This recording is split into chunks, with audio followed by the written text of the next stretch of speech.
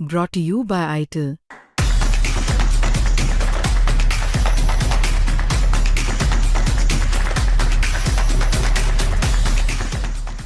नमस्कार दोस्तों, क्राइम तक में आप सबका स्वागत है। मैं हूं सुप्रतिम बैनर्जी। अभी कुछ रोज़ पहले मैं जब आप लोगों से बातचीत कर रहा था तो मैंने कहा था कि जब एक जैसी कोई खबर सामने आती है तो ये अजीब इत्तेफाक है कि उसके बाद बिल्कुल उससे मिलती जुलती दूसरी खबरें भी सामने आने लगती हैं। तो आज जो वाकया या जिस घटना के बारे में मैं आपको बताने वाला हूँ, इसका कनेक्शन भी कुछ वैसा ही है। मैं ऐसा क्यों कह रहा हूँ, इस प्रोग्राम के आखिर में मैं वो भी आपको एक्सप्लेन करूँगा। तो आइए शुरुआत करता हूँ। ये कहानी है, ये घटनाक्रम है बिहार की राजधानी पटना की। पटना में एक लोकेलिटी है, एक रिहायशी इलाका है जिसका नाम है बेगमपुर। और ये बेगमपुर पड़ता है पटना सिटी के बाईपास पुलिस स्टेशन की हद में। ये जगह जो है कोई बहुत पॉश इलाका नहीं है, बल्कि देखा जाए तो बेगमपुर का एक बड़ा इलाका मलिन बस्तियों का ही है, जहाँ मेहनत मजदूरी करने वाले लोग, मेहनतकश लोग जीवन यापन करते हैं और रहते हैं। इस बेगमपुर इलाके में 22 अप्रैल की सुबह एक बहुत ही रहस्यमयी घटना घटी। रहस्यमयी यूं कि 10 साल की एक छोटी सी बच्ची, जिसके पिता ऑटो चलाते हैं, वो अपने घर से निकली स्कूल जाने के लिए। और स्कूल जाने की वो पूरी तैयारी कर चुकी थी, स्कूल ड्रेस में थी। लेकिन स्कूल निकलने से थोड़ी देर पहले वो घर के पास एक जगह से दूध लेकर आया करती थी। तो हाथ में स्टील का एक कैन लेकर वो घर से निकली दूध लेने के लिए, और उसे कुछ देर में वापस आ जाना था। तो ये उसके रूटीन का हिस्सा था। अक्सर एक दो दिनों में वो यूं ही कैन लेकर जाती थी और दूध लेकर आ जाया करती थी। तो 10 साल की ये जो बच्ची है घर से निकली तो ज़रूर, लेकिन दूध लेकर वापस नहीं आई। घर वाले पहले इंतज़ार करते रहे, उनको लगा कि कहीं खेलने लग गई होगी, किसी सहेली से मिल रही होगी। लेकिन वक्त निकलता गया और इस लड़की का कोई पता नहीं चला।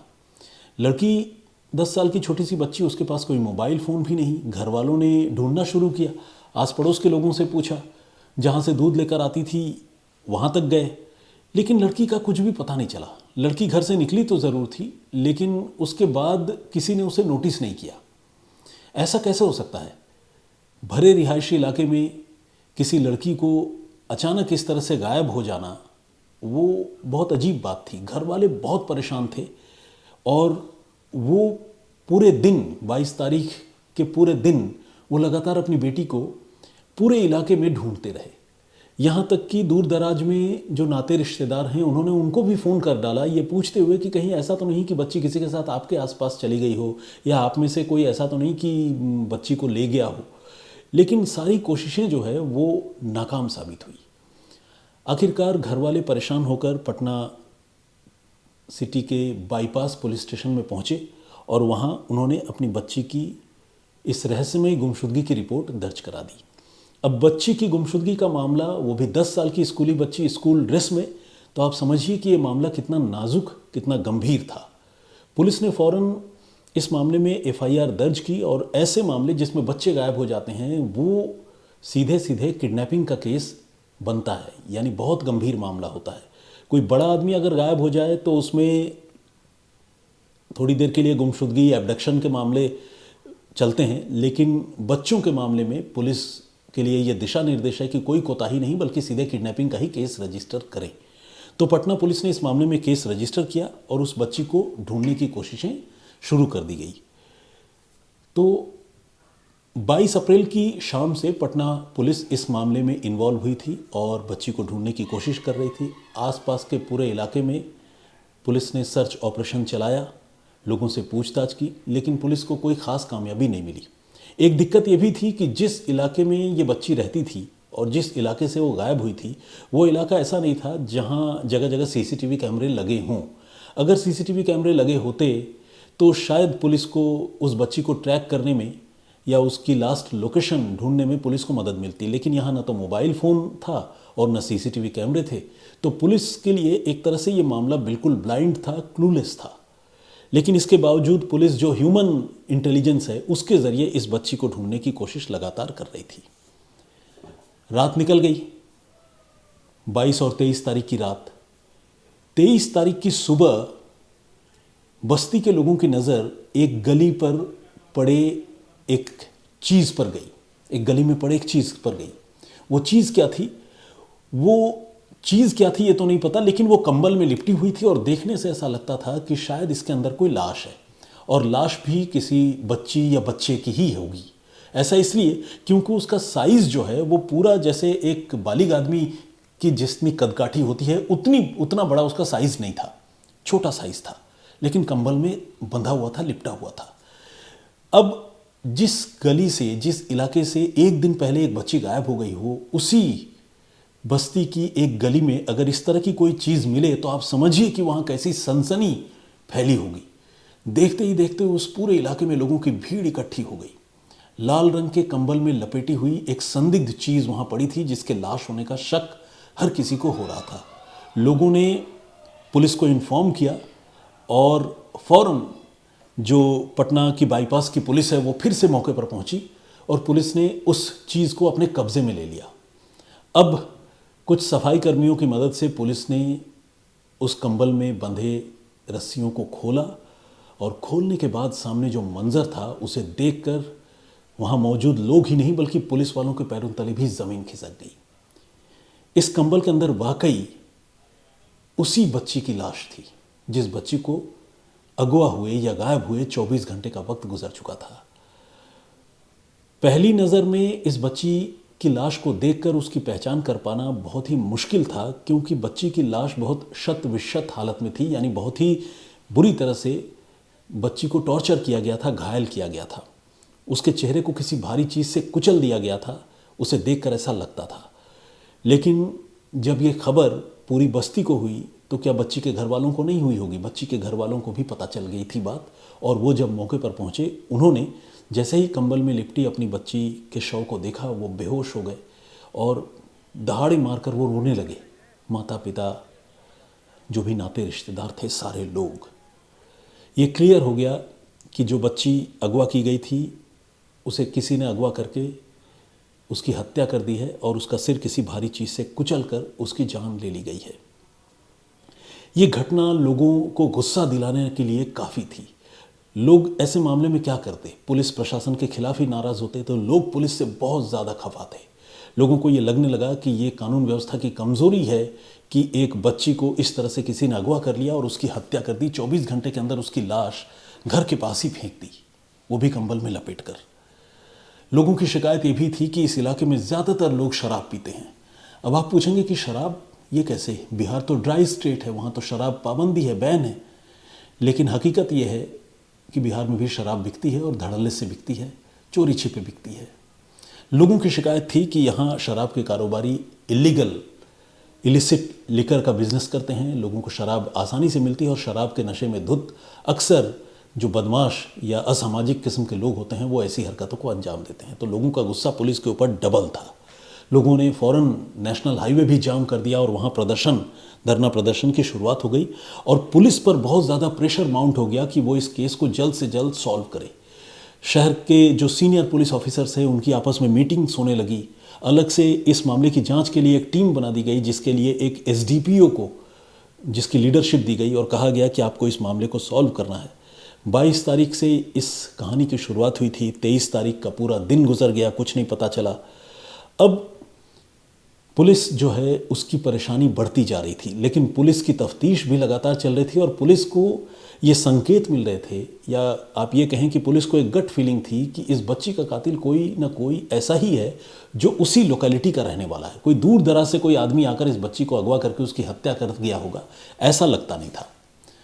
अब बच्ची के घर वालों से जब बात हुई तो कोई एनिमिटी, कोई दुश्मनी, किसी से रंजिश, कुछ भी ऐसा पता नहीं चला। तो ऐसा लगा कि बच्ची शायद किसी सिरफिरे आदमी का सॉफ्ट टारगेट बन गई।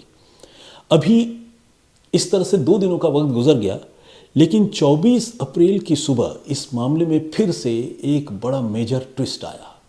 हुआ ये कि बच्ची की लाश तो बरामद हो गई थी, लेकिन बच्ची के कुछ बिलोंगिंग्स, जैसे उसके जो चप्पल पहनकर वो घर से बाहर निकली थी, कुछ कपड़े उसके लाश के साथ थे, कुछ कपड़े गायब भी थे और खून से सने हुए कुछ और भी कपड़े। जाहिर है अगर बच्ची की हत्या होगी और उसके सिर को कुचला जाएगा तो कपड़े सिर्फ खून से बच्ची के ही नहीं सनेंगे, बल्कि जो इस तरह की हरकत करेगा कातिल, उसके भी कपड़े सनेंगे।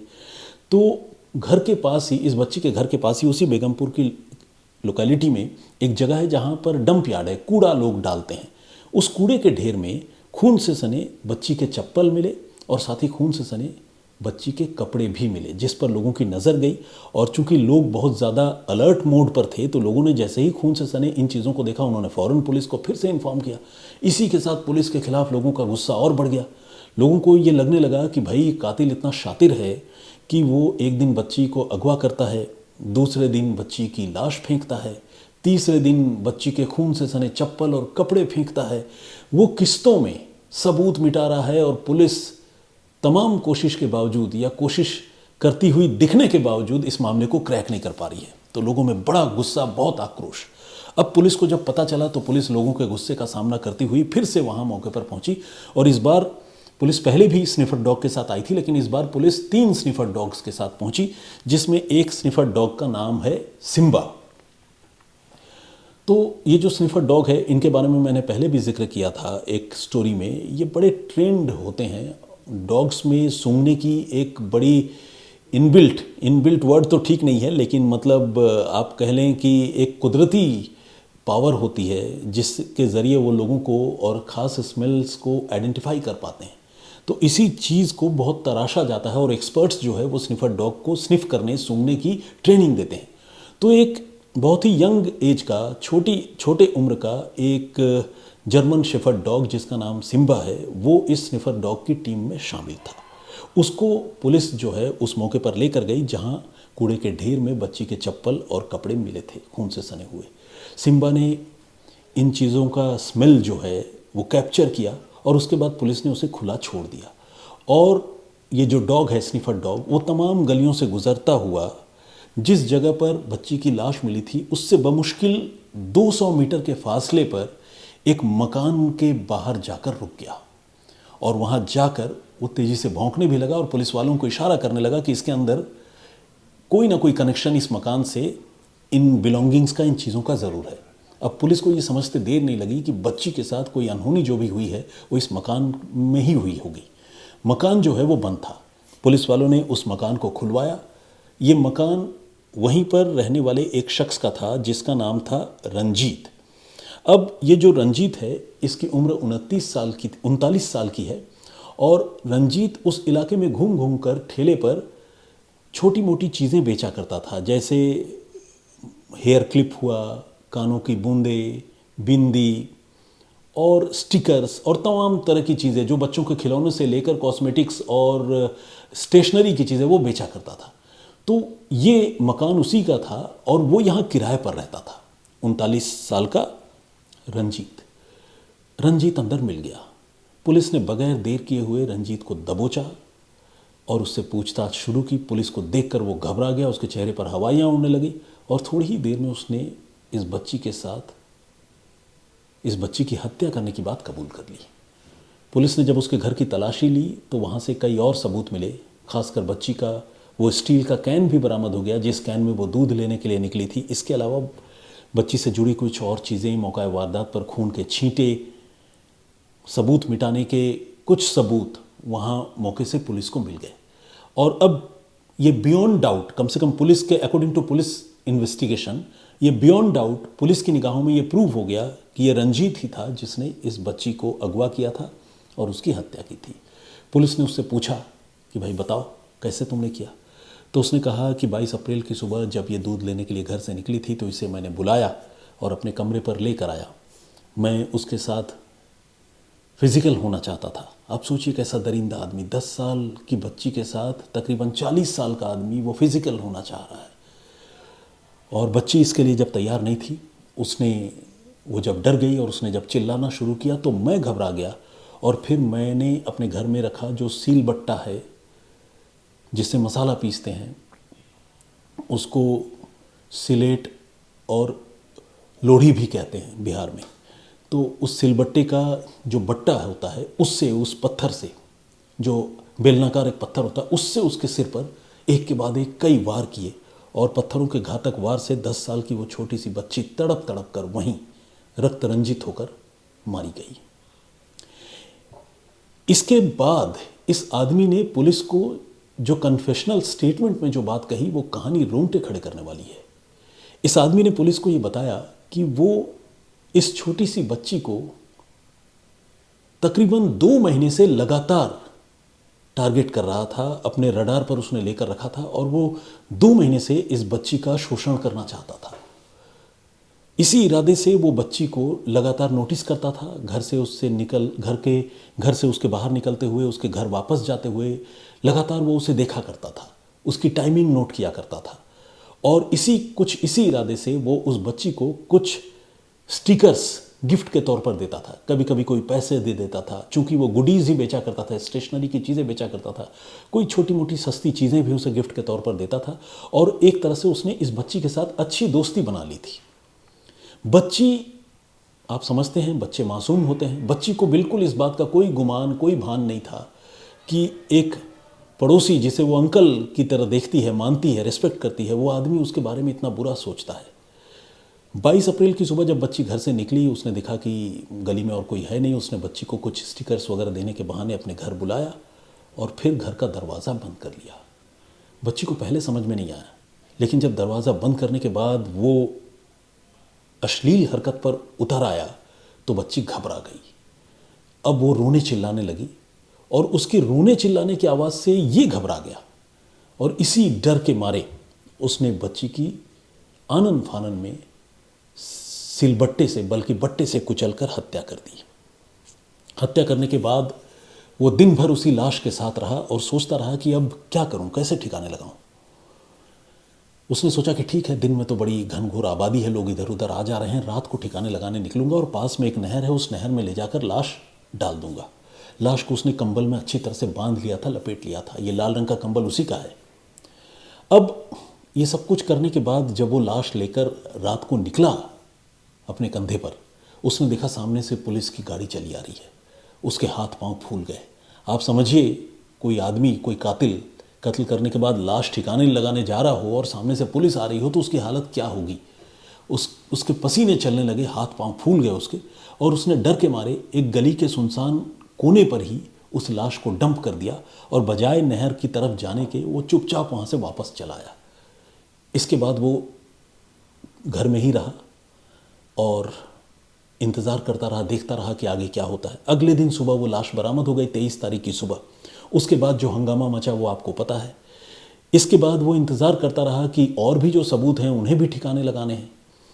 उसने कुछ सबूत, ऐसे ही कुछ बिलोंगिंग्स अपने घर के बाहर भी आग के हवाले कर दिए थे और ये सब कुछ उसने किया था 23 अप्रैल की सुबह को, जिस पर कुछ लोगों की नज़र भी पड़ी थी और लोगों ने उसकी इस संदिग्ध हरकत के बारे में पुलिस को भी बताया था। पुलिस ने भी उसको रडार पर ले रखा था, लेकिन इससे पहले कि पुलिस उसे गिरफ्तार करती, उसके खिलाफ कोई और पुख्ता सबूत जुटाती, तब तक 23 अप्रैल की रात को उसने फिर से इस बच्ची के चप्पल और बाकी खून से सने हुए कपड़े कूड़े के ढेर में ही जाकर फेंक दिए। अब 24 की सुबह जब पुलिस को और पुलिस के स्निफर डॉग की टीम वहाँ पर पहुँची तो उन्होंने इसको स्निफ कर लिया और इसके बाद वो खोजी कुत्ते पहुँच गए सीधे इस आदमी के घर, रंजीत के घर, और आखिरकार इसे गिरफ्तार कर लिया। तो ये थी कहानी जिसे पुलिस ने 72 घंटे में सुलझाया। Thanks to Patna police and special thanks to that sniffer dog.